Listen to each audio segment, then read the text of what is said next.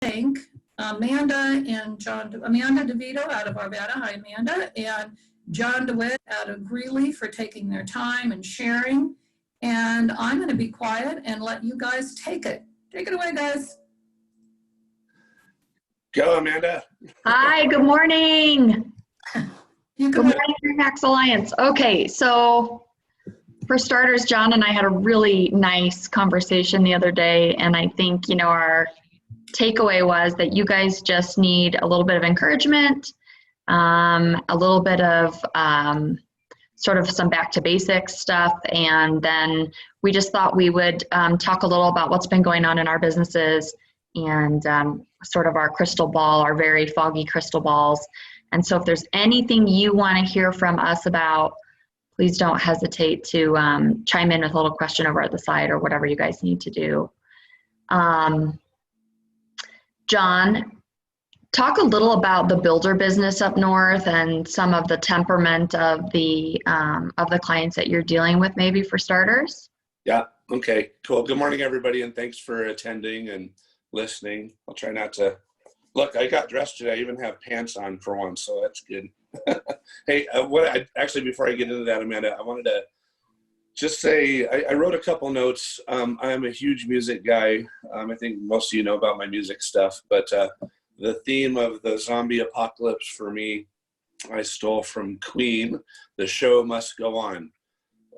We got to keep rocking and rolling, doing our thing, doing what we always do. And, we're all leaders. I know I think I was telling Amanda the other day that I had my pity party back on March 12th, and I'll never forget it because that's when the world was kind of starting to fall apart, starting to cancel all kinds of stuff, and you all know. So this is one thing that, this is the great equalizer for all of us. We've all never been through this before, but it all put us on the same playing field. And that's same with our clients. As realtors, I always have felt we're a little bit of a cut above. We're natural leaders. We're naturally paying attention to what's going on in life. I always tell people that if you're a realtor or you're a weatherman, you are in one of the easiest jobs on earth because it's so easy to talk about the weather and it's so easy to talk about real estate. But so naturally, I think it's a good time for us to get over the pity party because we know where we stand, start moving forward. And Amanda had some really good ideas about moving forward. And let's lead. Let's just kind of, get the negativity. I've been reading inspirational quotes, and this is kind of a little odd for me but somebody told me to do this, so I started doing it. I read one actually this morning that says, "Darkness can't drive out darkness. Only light can do that." And I think that kind of sums up exactly what we do. And I think it's time to, the show must go on. Get out there, call your folks. Somebody was telling me, I'm calling 30 people a day. Nah, don't call 30, call 5, have a meaningful, listening, intentional conversation and just, show them that you care. Maybe come with a little information. We can all turn on Fox or CNN. I've got it here in my office right now, but I think maybe a little insight, a little wisdom from you or from all of us is going to go a long way in this market. So, all right, so blah, blah. Let me answer Amanda's question. So my business is primarily new construction. I work with the builder, CB Signature Homes, and Corey and I have been building houses for about 7 or 8 years now. And, the market's been awesome. All of us know that. It's just been an incredible ride here until about March 12th is when I put my finger on it. And that's the date that I'll always remember. We've managed to put a handful of houses under contract. But now that we're all on lockdown, this week, next week, and who knows how long, it's going to be a little rough. It's been a little rough on us. But I think that May 1st is the date I'm kind of going with. The market will be okay. Colorado is such a great place to be. I'm lucky enough to be in the northern Colorado market up here, and we're building in Wellington, Timnath, Berthoud, It's just a place people want to be. So I'm not afraid of what's going to happen. My only concern is unemployment. And, it's going to take a little while to bounce back, but very optimistic about what's coming forward. So, Amanda, turn your speaker on. Yeah, thank you. I have a lot of kids in this house and a husband who's working from home, and so we're all juggling conference calls and schedules and hiding in different rooms and things like that. So life is good over here. But I'll tell you, it's very revealing homeschooling children and trying to run a business and have a spouse who's working, and we're doing the best we can over here. But it's pretty brutal. My couple of notes. I have some notes about, real estate as an investment versus real estate as a place to live. And one of the tips my dad, who is my longtime mentor, Joe DeVito, always told me was that people need a place to live. And housing is shelter. And when my clients come to me and say, well, I don't want to buy that house to move my family into because it won't be a good investment, I'm reminded to tell them that your primary residence isn't an investment, not necessarily. At least that shouldn't be its primary purpose. Your primary residence is the place you want to live and raise your family if you can afford it and life is good. And so I'm reminded that as our buyers and sellers start to embark back on the market, that we need to remind them that buying a house isn't necessarily an investment. Now, if they want to invest in real estate, that's something different. Buying a rental property is a different proposition than investing in a house. And so for me, that was just something I kind of resurrected from my old toolbox, the difference between owning something that you have to live in and owning something for investment. And I think as our clients pop out of this and decide where they want to put their money, whether it's the stock market or back into real estate, I think we go with those sort of Larry Kendall ninja philosophies, which is that people need a place to live, and houses are always going to be a safe place to invest money. And so that's one of my big kind of takeaways from this lockdown we're going through right now. The other thing I want to talk to you about is, if you could make a note on the sort of the 5 things I would recommend doing while you're home. The first of those things is to figure out what your philanthropic connection to society is going to be on the other side of this. If it's Children's Miracle Network, if it's Susan G. Komen, if it's a local charity, if it's a local housing charity, if it's a local animal shelter, or whatever wherever your heart's at, I would tell you now's a really good time to contemplate philanthropy. And that as we pop out of this on the other side, that's going to have a lot of meaning with our clients, that we can go to them and say, things have been really hard, and here's the places I'm going to continue to give. The other thing I want to talk to you about is your contact management systems, or your CRMs. Now is an excellent time to do a little bit of research on what database are you putting your people in? Going back through, if you're at home, I know I bring all my files home for 4 years. I can go now to my basement, resurrect all of those old files, pull up all their addresses, all their phone numbers, all their email addresses. If I have driver's license or any information in the files that I might have birth dates or anything like that on them, now is an excellent time to resurrect some of your files that are at home and put your database in order, get your house in order. The other thing I'd recommend doing every time you add somebody to your CRM is put at least 2 phone calls in as a follow-up yearly. If one of those is a birthday call in June, then schedule a follow-up call with them in December. If one of those is a wedding anniversary call in April, then schedule a touch base call in October.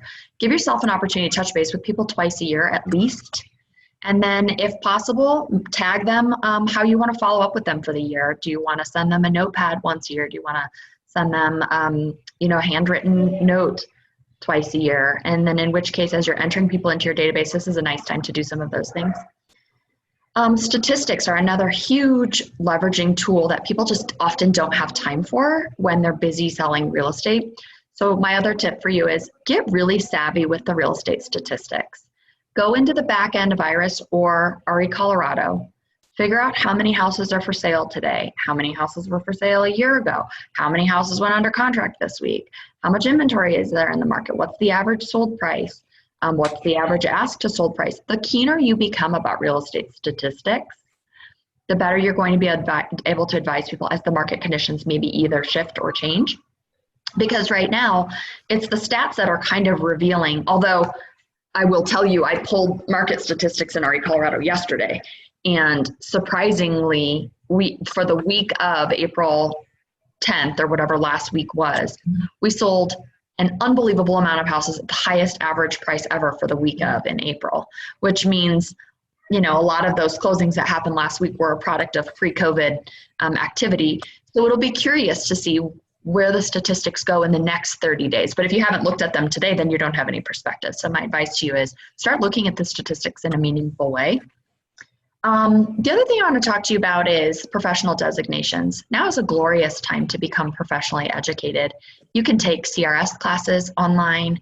You can take your ABR class. If you've worked as a buyer's agent 5 times, which I guarantee everybody on this call has, you can sit for your accredited buyer representative, which is through REBAC, which is a NAR sanctioned designation. And it's a 2-day course, and it's relatively inexpensive, and you can become an ABR or a CRS or a CDPE or any of these professional designations sitting from the comforts of your home. So if you're looking for something to do, add some alphabet soup behind your name.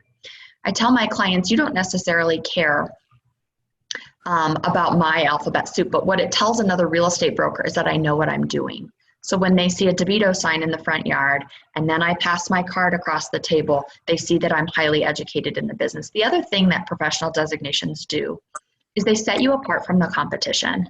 When you're sitting at somebody's kitchen table and you're competing for business, if the guy who's competing against you has no professional designations, it's one easy way for you to set yourself apart. The final and last thing I have is to get a professional coach. I don't care if that's Kim Hawkins or your broker or your buddy in the office or me or Verl Workman or Brian Buffini or Tom Ferry or whoever, but this is an interesting time to really evaluate your business, set some goals, figure out what you want to do, where you want to go. And I have to tell you, that's been hard for me here. I'm running a big team. There's 12 of us. Navigating the seas during COVID has been unique and interesting, but I am probably more than ever looking at figuring out how my business is going to be the same and how my business is going to be different, and having a competent friend to bounce some of those ideas off is very valuable. So those were some of my tips for you. I hope that one of those things resonated for each of you. Then I have a couple of other things, but I'm going to kick it back to John. Do you have any thoughts there? Yeah, I like what you're talking about, your designations and taking care of business, working on your business. I've been having a little bit more fun trying to come up with stuff in this is my home office. I have my keyboards here, and I also have my kegerator back there. I don't know if you can see it, but the kegerator doesn't get turned on until 4. But Well, you know, 2:30, right? What's that? 2:30. Yeah. There you go. 4 o'clock. But no, I've been using this time for, one of the things that I always talk to, especially the newer agents, we don't take care of ourselves. You've got to have your mental health. I mean, like I was saying earlier, all of us are in this together. It's all the same thing. It's hard for us to lead if we're not mentally prepared. So I've been doing all kinds of different things. I don't know if you guys have seen the commercials on TV for the Master Class series. Thanks, Kim. You can do anything from cooking classes to recording classes, business leadership. I signed up for that. It was $180 for a year, and then you can take any one of those classes, and it's a 2-for-1 right now. So I sent my daughter the link. She's stuck up in Glenwood Springs. She was a ski lift operator here before it all got weird. So she's stuck in an apartment with her boyfriend and 2 tarantulas, a snake, and a cat. So Better than a feral toddler. she's taking master classes now. It's a hell of a lot cheaper than our college experience, but that's a different story. I learned how to poach an egg from Chef Ramsay yesterday. I'm going to experiment on my wife here pretty soon. I've been taking a music class on how to record beats. It's just some really weird stuff. But you know what? I've been doing it very consistently. And that's the other thing I wanted to talk about is being consistent. I'm here in my office usually every morning by about 8:30 or so. And I go through emails. I have Top Producer. You're talking about CRM, Amanda. Top Producer has made my career. I had Top Producer 21 years ago when I started, and it used to be on the 6 hard floppy disks or whatever. That has just changed just made my career. And I can't preach enough about Top Producers because it tells me what I have to do every morning. And so I go in and ask Top Producer, what do I need to do? It tells me who I need to call, why I need to call them, which is the most important part. Whose birthdays, whose anniversaries, gives you a reason to call people. So I do that. And then, things have slowed down here in this last week or so. So I have time to get a little creative. Hey, Natalie is asking about Top Producer. I finally graduated to the online version. Yay me. I think Remax had a deal with Top Producer, and I'm not sure if we still have that, but if I remember correctly, I'm paying about $45 a month, worth every penny. And as you know, Bouge is free. I mean, it's not complete, and it's not as robust as Top Producer. But if you're doing nothing, Bouge is a great first step to do something too. Oh yeah. You gotta do something. I have a friend that's doing Outlook still, and I always make fun of him, but it's fine. It works for him. He's made a ton of money, and he's been in business for 22 years. So I can't make fun of him too much. Well, but John, the major distinction is that when you're using a real estate software, you can actually build action plans or workflows. Yeah. That's the other thing you guys could be doing right now, which is sit down and think about every task you do when you take a new buyer, every task you do when you take a new listing, every task you do when that buyer goes under contract, and every task you do when that listing goes under contract. And if you make those lists now, then using a product like Top Producer or RealVolve or Bouge is going to be really helpful, because then you can launch those workflows into action. So John says the software just tells him what to do. No, the software is only as good as the guy using it. And John's probably pretty good using the software. And so he's as good as the software is about putting the data in. I always say your CRM will only give back to you what you give it. And so isn't that fair to say, John, that you're probably very attentive to Top Producer? I'm only using about 10% of what that program can do. But my point is it tells me if information in, information out, tells me what I need to do every day. And it just kind of keeps me on task. Yeah. So with the consistency thing, that's one of my big notes. Actually, it was at the very top of my list, is being consistent when we're all kind of spinning out there in outer space. Yeah. That's why I have a space theme on here today. So, hey, the other thing, I was in a Zoom webinar yesterday, and there was an appraiser that just had some real interesting insights just in business in general. And he said, oh no, actually it wasn't the appraiser. I'm sorry. It was somebody else. Sorry. Marketing expert. He said, rip up your business plan. Whatever business plan you sat down and did in December or January or whenever you do it. I usually do mine somewhere in December. Rip it up, because it doesn't matter. And it's okay. It's a new world right now. So maybe that's something else that you can work on, like Amanda was saying. I still think our market's going to be strong. There's going to be some challenges, and our numbers might fall a little bit, but I think ultimately it's going to be resilient. We're going to come back. So let's plan to come back. And how are you going to do this? And what Amanda was saying is, getting your business together and organized. That's the first step in being ready for it. I'm excited for, right now, April 27th. I have a feeling we're going to be busy if we can show houses again. I think I'm a little afraid of it. It's almost like going back to work that first day of January. And in the new construction world, again, my business is a little bit different than resale, and I acknowledge that. But I have a feeling, that January 6th this year, I think I have 20 phone calls from buyers for new subdivisions. And I think we're going to probably beat that on April 27th or whatever date that is. So this is another interesting thing that's come up for me is, this is a nice time to figure out your business structure. So I think I got lucky setting myself up as an S Corp 15 years ago, and paying myself as a W-2 employee of my own corporation. The reason I did that was because I wanted to buy rental properties. And my lender said, if you're paying yourself a salary, it's going to be easier for me to loan you money throughout the years, so that you can build your real estate portfolio. If you're an S Corp, well, that has paid dividends for me in this little COVID blip, because now that I'm an S Corp and a W-2 employee of my own corporation, I can actually apply for SBA money to backfill my own salary up to $100,000. And so this is another time for you to contemplate how you're running your business, and if you're running your business like a business. There's a book called The E-Myth Revisited by Michael Gerber.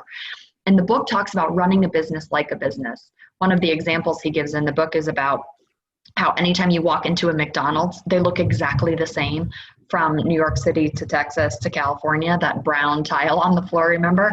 And so this is a time to run your business like a business. Figure out how you have your business structured, and how you want it to maybe be structured in the future. Are you happy being a sole proprietor? Do you want to put your business into an LLC? Make some calls to your tax accountant, figure out maybe what the best way to set your business up for the future is.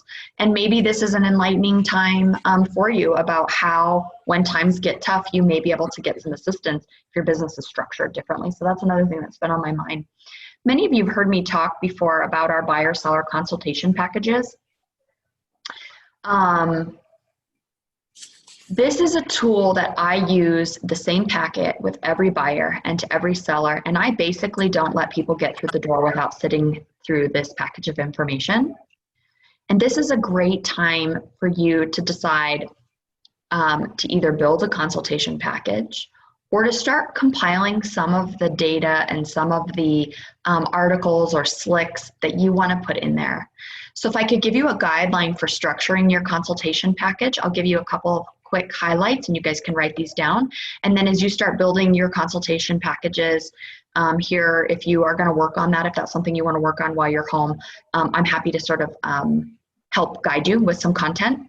But for starters, an About Me tab would be really great. Talk a little bit about some of your, this is a resume of sorts, but make it light.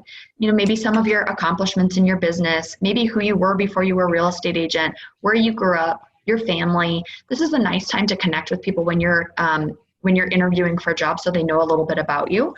So I think an About Me tab is very appropriate, particularly if you've done some things in your career that have given you a trophy or an accolade or an award. I think this is a nice place to put in there. And I don't care if you're executive, if you're 100% club, if you're platinum, Titan, or better, this is a great place to put in there that you've achieved a certain level with our organization. People like to work with winners. The second tab I would suggest putting in there would be a little bit about the market. So this is a nice opportunity for you to go on to, I work and live in Jefferson County, so I can go to Jefferson Economic Council and get information about employment and schools, and JEC puts out a packet of information every year. This is nice information to put in there. Real estate statistics are a great thing to put in the market. You can put in there some articles that you think are just sort of revealing about interest rates or that kind of thing. I would prepare a tab that has sample contracts in it. You know, in every company and with the division of real estate, we're required to go through certain documents with these people, lead paint disclosures and sample listing agreements, sample buyer agency agreements, even sample closing instructions and post-closing occupancy agreements. You can put samples of all of those documents in the back end of your packet. And as you're talking with people, these are a tickler for you or a reminder of what to talk about with them. And then a whole nother tab can just be about logistics, right? Radon testing, sewer scopes, the inspection, the appraisal processes, all of that stuff can go in here. This has become sort of a guide for your buyers and sellers. I guarantee you, if you put a nice little package of information together like this, especially now while you're home, if you're looking for ways to sort of consolidate your business, this will be a great tool for you coming out of COVID, because if we come out of this and the real estate market is busy, as you start taking those calls, you can produce 5 or 6 of these packets at a time, leave them up on your shelf. And when you're ready to head out for a listing or a buyer appointment, take one of those with you. And then you've got something very professional put together to take on your appointments. You know, just by sort of a way of maybe raising hands or anything like that. Are you guys using these kinds of consultation packages? Are they working? And has anybody found a tool that's really been great for digital, some digital presentations? Raise your hand. Raise your hand, guys, if you do. Okay, Angela, let me. So I have a combination of both. Lately, I've found that with sellers, I don't like to leave a chunk of paper at their place. So I take the small package and then I use RPR, NAR RPR, and meld that with some of the stuff from Matrix or RA Colorado for a CME or CMA. And I send that to them digitally because I hate leaving this giant stack of paper at people's houses. Sure. And I tell them that, like, look, I don't want to leave you with all this paper that's going to sit here in a pile. So I'm going to give you a quick, short summary now, and then I'm going to send a lot of this to you digitally, and then we'll go through it. But I use RPR. It has a lot of that information about the neighborhoods, the schools, things like that, all built in, nice graphics. It's really great to use for a client who's super analytical, because you get all of the charts and the things, and people who are analytical love that. Yep. Excellent. Thanks, Angela. You know, what's interesting is I find people do it sort of two ways. People are either a two-part listing appointment or a one-part listing appointment. I bet half of you on the call probably do it one way and the other half do it the other. I know for me, I like to call on my clients twice. So I go with a consultation package initially. I have the entire package, like Angela was suggesting, in a digital version. It's not great though. It's a big version. It's hard to email to people. It's bulky in an email format. So I'm looking for something else there. But and I ask them, do you want to keep this package and look through it? If at any time you're done with it, you can always give it back to me. I'll reload it and recycle it. So that's always a good way to deal with the paperwork. And then for the second part, I actually go back with a comprehensive market analysis. And I think the RPR tool is a brilliant tool. It's something I actually forget about, that, what a strong tool RPR is for us. So that's a great suggestion. Thanks for bringing that up, Angela. John, what else is on your mind? Oh, you don't want to know. No, I don't. I have 3 more Zoom calls today, which is great. This is awesome because I get so much energy off of other realtors and the lenders, just the whole real estate community. It seems like all my friends are either in title or lenders or other realtors. So I've got a few more today. We're actually having an office happy hour for Alliance in Greeley at 4:00 today. If anybody wants to join us, I'm sure you can get in on the action. But no, I was just, my point was, I was kind of alluding to it earlier with the mental health part of this. So when this is over with, you can get out there and be the most positive, and get out there and, do your thing. Having those calls, I actually have a group of, I think, 7 or 8 high school friends that we're talking tomorrow night. I'm excited about that. I haven't got to see these guys for probably a year. So we're going to talk about that. They all live in Denver, and I'm sure real estate's going to come up. So just it's a good healthy time just to reconnect and kind of get back to some of your roots. So we're doing that one. We have our happy hour today, and then I've got another seminar with a title company that asked me to talk on some stuff here. So it's good stuff. Good stuff. Other than that, I have a question. This is Kim. Have you guys done any virtual listing presentations or virtual showings? Have you accomplished it? I think that's a big thing right now. Yeah, thank you, Kim, for bringing that up. That was in my notes also. If this little setback hasn't been the biggest educational tool for us, I don't know what is.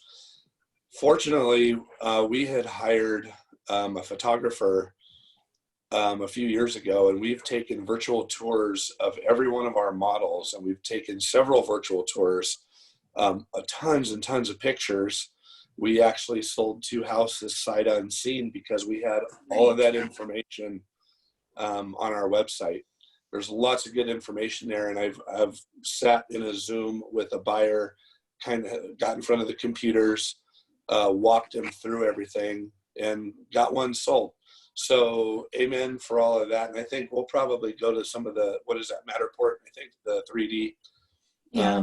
So yeah, the answer is yes. But as far as listings, I have 2 listings that'll come up here after we're done. But no. Amanda, have you? Have you, Amanda? Yeah, so I've had 2 listing appointments that I did via Zoom call. So I have a little Zoom account. It's $15 a month. I set it up for my staff, but then I've been using it for my clients, and that's been working out super good. So what I've been doing is I prepare my market analysis, and I prepare parts of the listing paperwork. Some of that I can send digitally. Some of that I actually print and deliver to them. But I've been delivering packages to my sellers' front doors, and then I leave it with them. And so I want them, I don't feel like delivering a market analysis digitally is easy for me. I'm of the old school. I was raised out of the old school. And so I like to spread out at a kitchen table and give them all this stuff. I feel like there's some value there.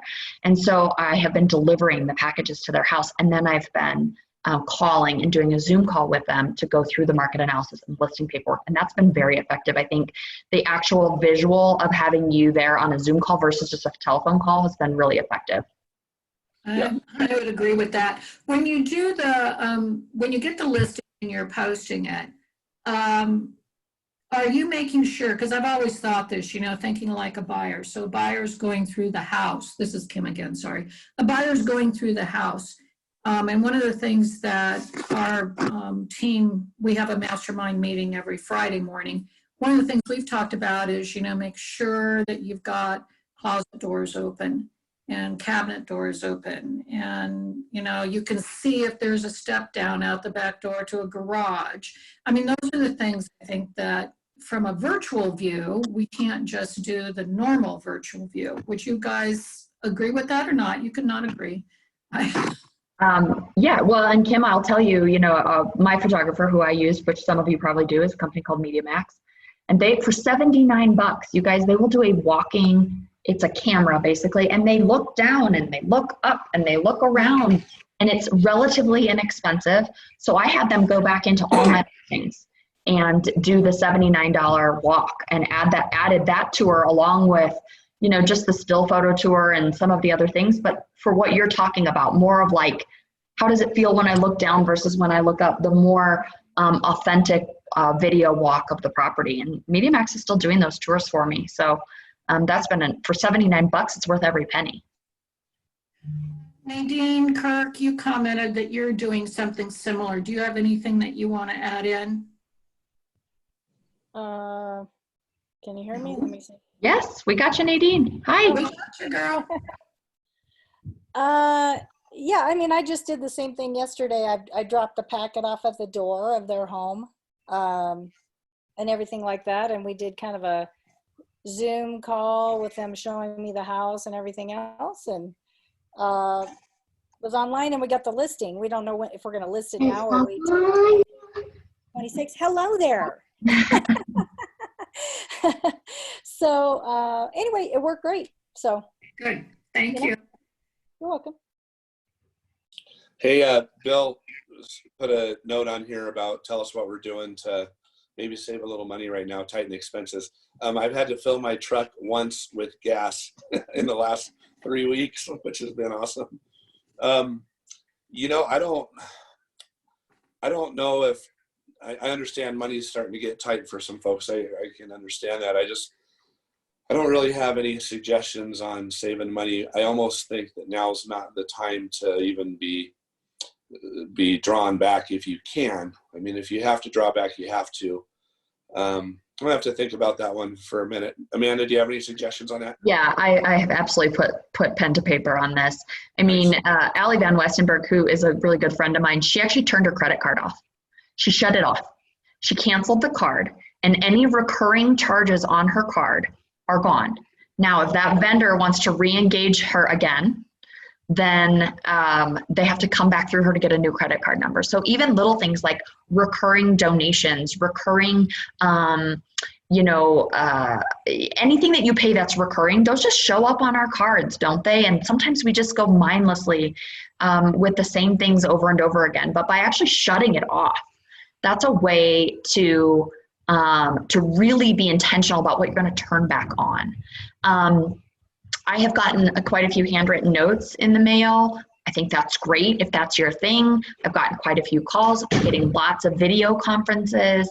You know, what I would suggest to you all is do what you're used to doing and connect with your clients in the way they're used to connecting with you.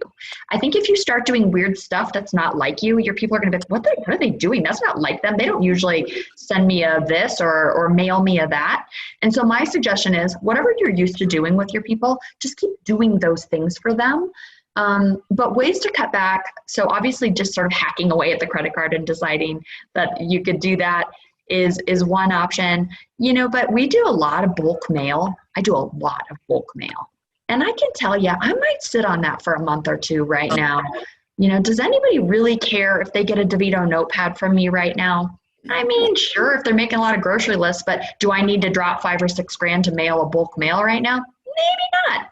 So, you know, deciding some of those things, maybe a more intentional handwritten note is going to be more effective than mailing a notepad. Thanks, guys. I think that, and one of the things that I wanted to ask too, because you're talking about cutting expenses, and I think Bill's asking about investing money in marketing, such as farming, which you kind of just addressed, Amanda, that you were kind of cutting back a little bit on that. Well, I mean a little bit, but here's the deal. So we had an Easter egg hunt planned in my farm area. I had bought 4,000 eggs. I couldn't lay those eggs out in a park. So I took DeVito Dreammaker backpacks. I filled the backpacks with eggs, and I put 12 golden eggs with 12 DeVito stickers and a scoop of ice cream, free gift certificate, and 12 golden eggs. And I put them on the front porch and told anybody who wanted to come get eggs for their kids to come and pick them up. We had 70 or 80 bags of eggs just absolutely disappear in 2 days. So I think, you know, just rethinking the way you're going to connect with people is, I mean, that was all I could do. At this point, I had 4,000 eggs sitting in the garage. What was I going to do with them? So I just did something different.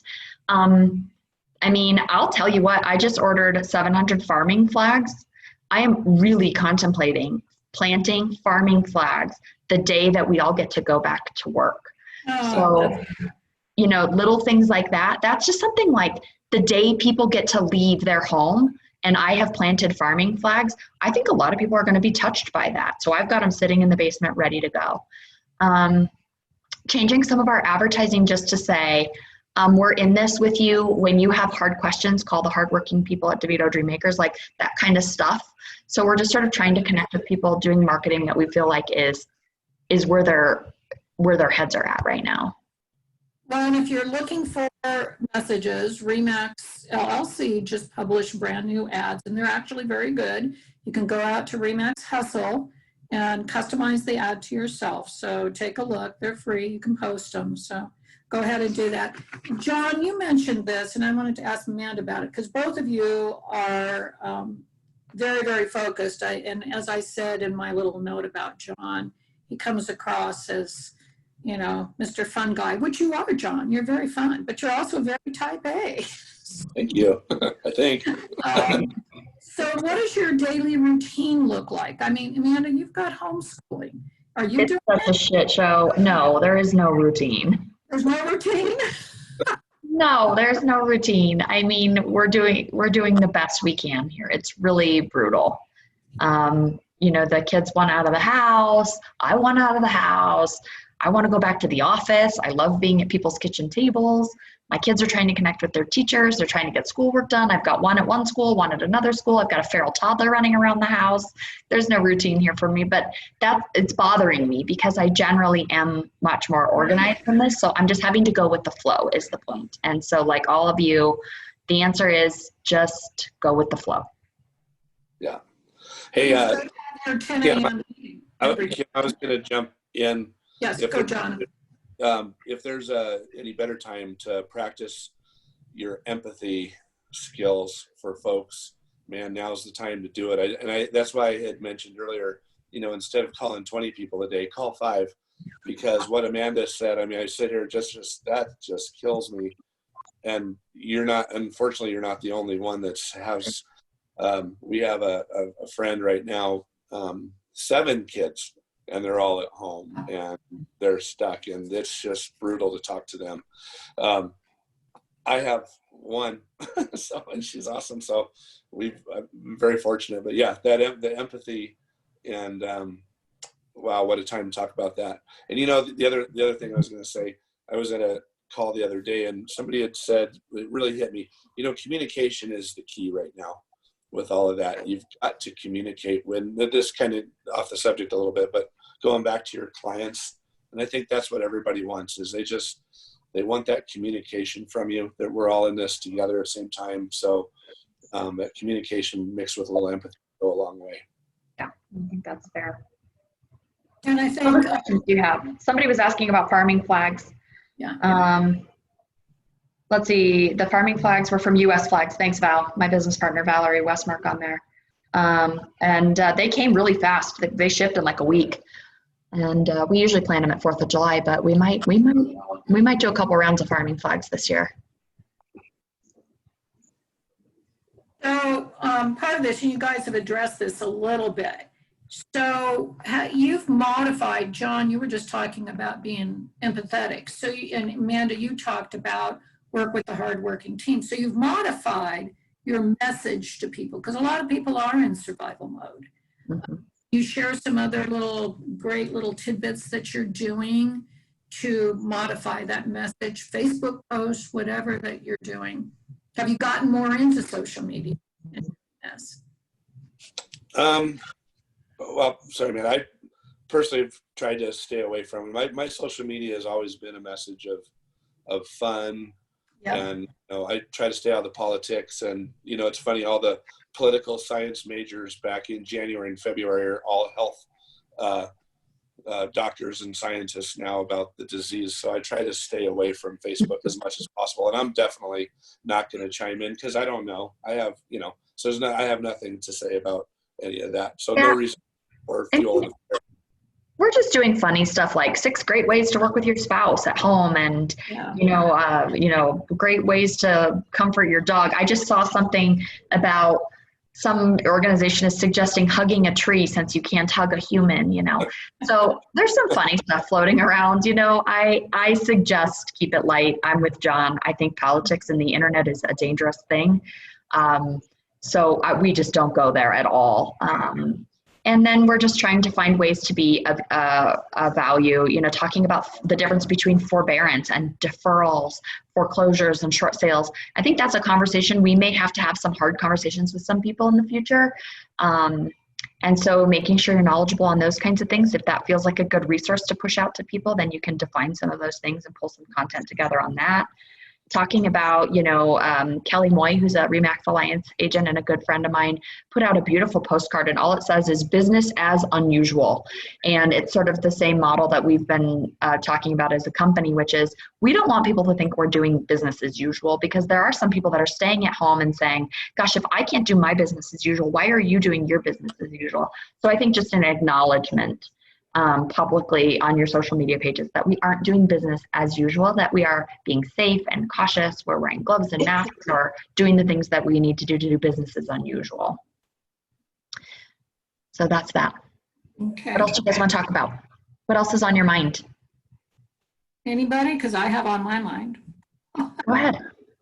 So November was Power Summit. You guys were up at Power Summit and sharing things that you were doing in your business. So what are you still doing? What are you not doing? Can you guys remember back to that? No. Yeah.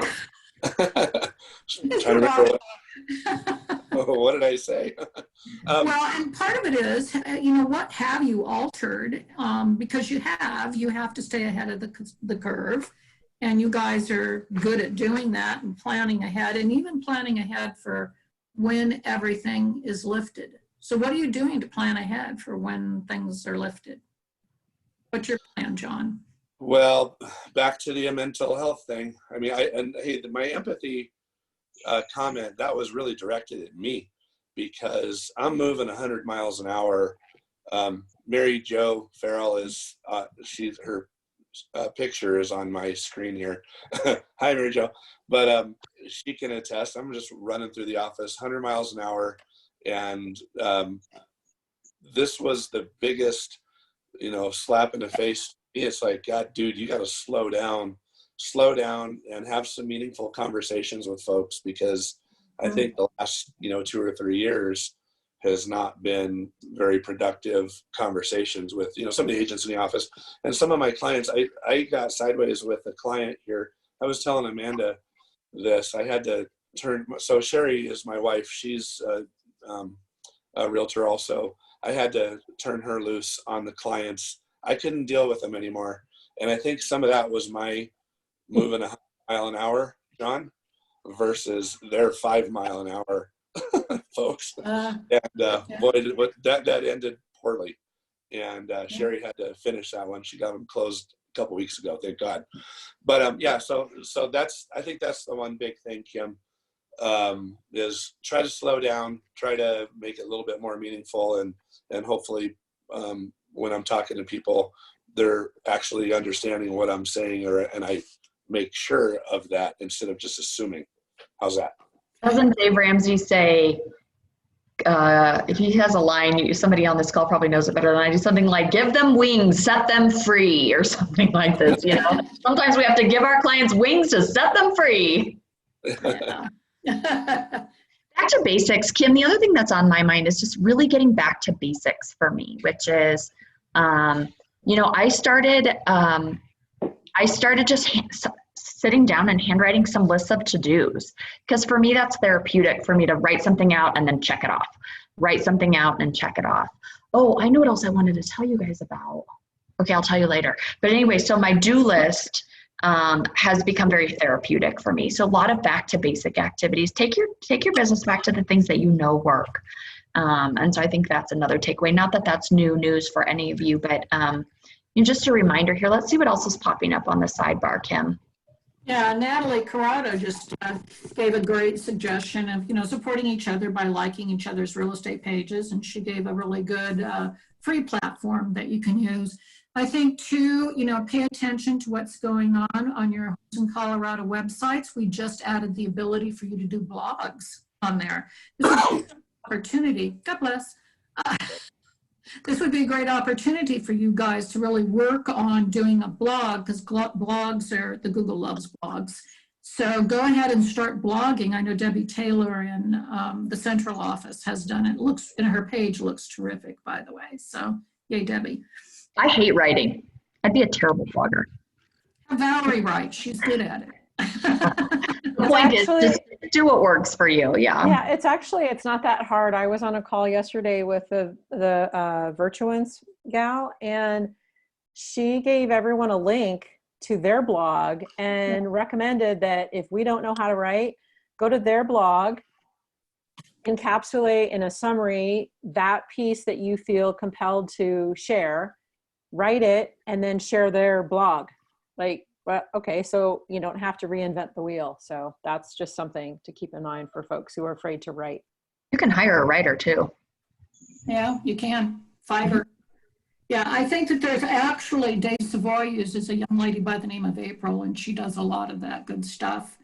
What else were you going to suggest, Amanda? You said, I'll tell you later. Well, Mickey Thompson called me the other day, and she is doing an initiative called 1 Million Coins.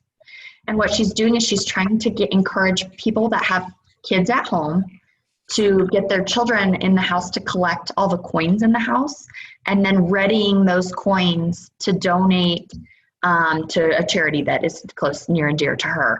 And so she just kind of came up with this idea and called and said, I'm going to do this initiative where I'm going to try and collect 1 million coins and donate to this local charity that does some affordable housing concept type stuff. And so, she just went straight to philanthropy, which we talked a little bit about, but brilliant. And for you, I think your clients would really appreciate seeing you just give right now, to be of service.